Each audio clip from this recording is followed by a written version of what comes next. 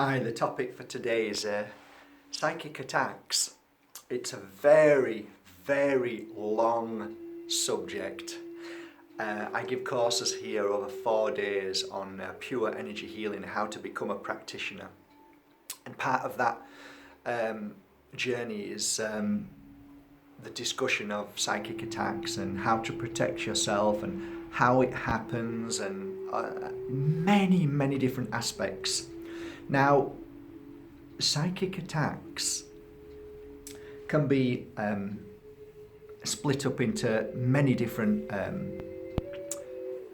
subjects. A psychic attack by a person who's causing you an issue, a psychic attack by somebody who has gone to somebody and paid them to attack you in a spiritual manner, or a spiritual form of a spirit in the in between that has attached to you. So some people will call that a spiritual attachment, or I have an attachment. So there's so many aspects to this attack, and we call it attack because quite frankly most of us don't understand it, and what we don't understand we fear. It's an instant reaction. That's what happens to all of us, and that's partly because of the conditioning of human society and our disgusting media, really, that pumps out fear and makes you want to fear everything. Therefore, anything which is slightly offline when it comes to how mainstream people are or how people think, then it should be pushed aside, because the ego in this world is so big that because mankind doesn't know something or fully understand it, then they either push it away or dismiss it, because, well, I don't know about that, so forget it. But then once science comes forward and shows that, oh, now I know, now it's this, and that's just ego. We have to start at the very beginning, and that is many thousands of years ago, possibly millions of years ago, who knows. We came into this world and we moved from this world. And as we move from this world, our spirit goes home, because we never die. There's no such thing as death. There's only the perception of people telling you there's such thing as death, and therefore many people think that when we die we just turn to dust. Well, actually, this does, but not the spirit, not you, not the essence of you, not the power of you. The power of you is incredible. The power of you is beyond your mind's capability or anybody else out there. And once you truly grasp that there's more about you than what your mind allows you to believe, then it becomes amazing. See, psychic attack is all based on fear. Fear of you. Fear of what you don't know. Fear of the unknown. And there you become what is called open, or others would call it vulnerable. Spiritually speaking, when I see you and you come to me and you tell me you've got an attachment, 9 times out of 10 you haven't. But there are times that you will have an attachment. And what is an attachment? Well, when spirit is in between the two worlds, I believe that they are called lost or confused, or they just don't want to accept that they've gone. And how do I know this? Well, I've been doing this work now 11 years, and I have probably gone to more houses to cleanse and clear what is called spirit trapped in between two worlds, and try to help them either move home or move out or just leave that area, than probably most people who have been doing this journey, because that's what I do every day. I'm doing one tomorrow. So I'm always doing this work, and most of the time there's nothing there. I recall one lady, not so long back, I always use this one, it's beautiful. Mark, I've got spirit and they're playing instruments.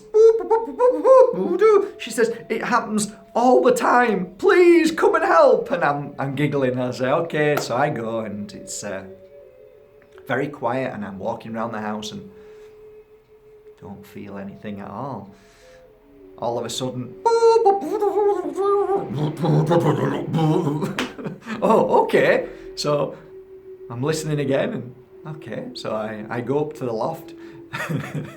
It's the gas boiler. Come upstairs and listen to these spirits playing a gas boiler. It's great.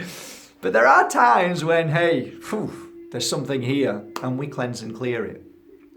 So when spirit is trapped in between two worlds, it's there's many reasons, but one of them is because they don't want to face their truth, which is, what have I done in this lifetime?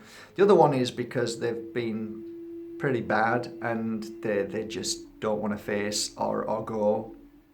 There are other times when there's so much pain and suffering still in this world that they want to be by the side of their family. Other times where they're so stubborn that this is their home, this is where I'm staying, and this is, and there's lots of other reasons. But these are some of the reasons that I have felt when I speak or try to communicate with spirit. It's not often easy, but you get these feelings. That's why they're here. And you have to try and speak to them like you and me. We're the same. We're all spirit. And I try and communicate and say that it's all fine and everything's fine. Everything is as it should be. And sometimes they'll leave and sometimes they won't. Now, a really good one was when a gentleman came here, and he'd been drinking for about 6 weeks. And he said, do you know, Mark, I don't know what's happened, but I feel depressed, I feel down, I feel low, I don't feel myself, and I'm drinking. And I said, prior to this, were you drinking? And he said, no, I don't drink. It's just that I went out and I went to this place, this pub, and I think it was in Scotland. He'd come over here to try and get himself healed, and he says, and I just started drinking. So I started doing the healing work, and sure enough, there was something in and around, and within an hour it was gone. And looking back now, he's never drunk since, and that's one of the stories he shares with his friends, and that is that he went into a pub and he was feeling very low because he'd just been told that his girlfriend is now not wanting to love him anymore, and it sounded like she might have found somebody else, and he was heartbroken. So he went to a pub, which is always a bad move, and he was very open because of the pain and suffering, and spirit attaches to that. So what I gathered, that spirit attached to him because whoever that spirit was actually enjoys the essence of somebody drinking. So he started drinking that night, and spirit attached to him because he was so open and so vulnerable. So he drank more and more, and then the attachment stayed, which meant that the spirit, you and me, whoever was with him or on him, and was feeling the feelings that he was used to when he was in this life. So possibly that spirit had moved into the light because he was either an alcoholic or wasn't feeling good about himself in life and spent a lot of time in the pub and didn't want to go to the light. You see how complicated it is? And it almost sounds ridiculous. But you know what? When somebody's sat there and they're going through a process of something healing and cleansing and clearing out of them, and then they change and they become strong again and they don't touch drink, there's something in this, and there is. I've been doing it 10 years. There's no way I'd be doing this for 10 years if it wasn't real.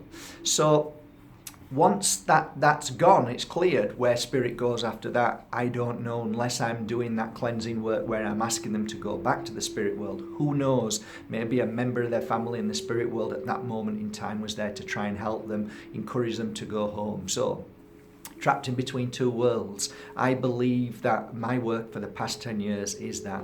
So how do you protect yourself? The biggest and most powerful way to protect yourself from any psychic attack is to believe in yourself, to be stronger than anything that is out there or around you at any given moment. You are amazing, and nobody Nobody has the power over you. Yes, spirit can attach. Yes, you can have an attack. But it's up to you to clear it, nobody else. You.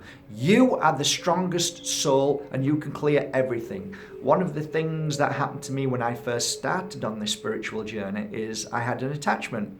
And it was from a member of my wife's family's friend who came over here to Spain. And wow, I felt that person who then wanted to communicate with this lady. I wrote it in one of my books, The Diary of an Accidental Psychic, and it attached to me, and his energy was very powerful, and it's sometimes not very nice.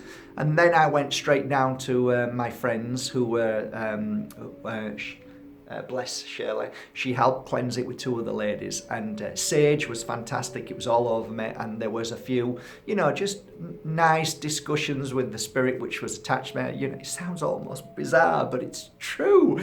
And then it was gone, and I remember sat down, and I just looked down, and I just said, Shirley was sat next to me, bless her, and I said, Shirley, I didn't ask for any of this. I don't think I can carry on with this field of work. I was an auctioneer before that, and now I'm sat here having something entered my body, and I was fighting with it all night, and I'm thinking, I just don't want this. And she said, Mark, sometimes we have to experience these things to help others. So wise was that woman. So I'm here to say the best way to help you help yourself is to be the strongest you can be. Don't let anybody tell you that they're better or stronger or more powerful than you. You are your own power. Repeat after me. No one has the power over me. Keep saying it, because that is the truth. You are amazing and you are so powerful. Get ready for a life of new learning, new understanding, and becoming aware that there is more to life than eating, drinking, sleeping, and working. Welcome to your spiritual path and your journey. Because if you're watching this, there is a reason for it. Spirit has brought you here. I hope you've enjoyed this little video, and it maybe have just explained a few little things to you, but there'll be many more videos, guys, and I hope you subscribe to the YouTube channel, and maybe, just maybe, one day you might come here for a 4-day pure energy healing course to learn all about the mystical world of Mother Earth. Love you all.